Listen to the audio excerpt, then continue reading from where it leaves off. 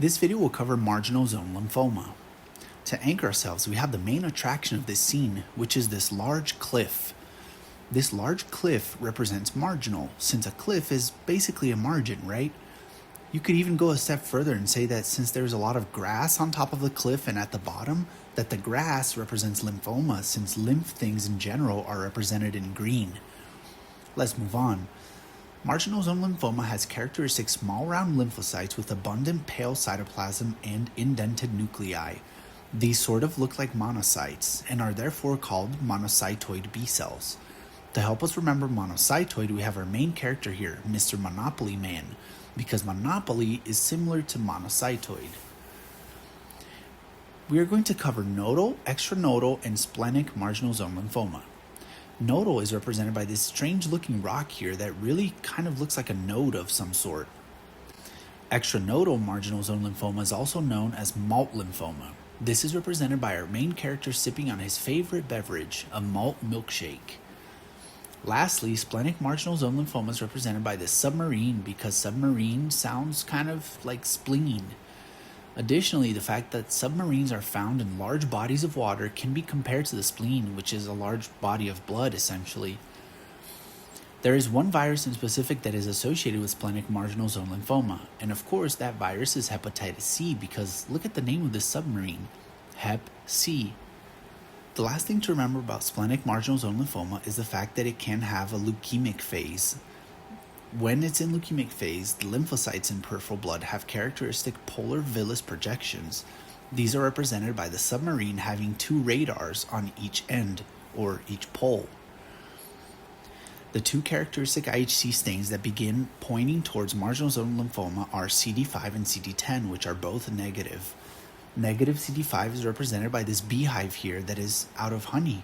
The number 5 sounds like hive, right? And since there's no more honey in this hive, we're going to remember negative CD5. To remember negative CD10, we have this den here. In other videos, the den is filled with CDs to represent positive CD10, but in this den, there's nothing but dark and emptiness, which will represent CD10 being negative. Let's now move on to the translocations, of which there are 4 to remember. Each translocation is associated with different sites of the body, which I will cover individually. Keep in mind that some of these are associated with multiple sites and there can be overlap, so I'm only going to cover the unique sites to each translocation. The first translocation is 1118. As in other videos, 11 is represented by this gas station, which its name sounds kind of like 11. The number 18 is represented by these tangerines here, since tangerine sounds similar to 18. The two genes that are rearranged in this case are API2 and MALT1. API2 is represented by this guy here who is a private investigator. A private investigator, get it? The first 3 letters are API. MALT1 is of course represented by this tasty drink, a malt milkshake. The unique site for this one is the stomach, which is represented by the stocking next to our character, since stocking sounds kind of like stomach. And if you really think about it, stockings are basically a bag of goodies, just like our stomachs.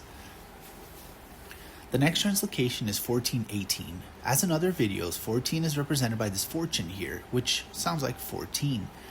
18 is again represented by tangerine, which one is placed strategically right next to the fortune. This translocation results in a gene fusion of the MALT1 and IGH genes.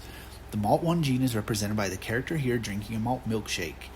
IGH is the gene for heavy chain, which is represented by our character wearing this chain here, and let's agree that it's a pretty heavy chain.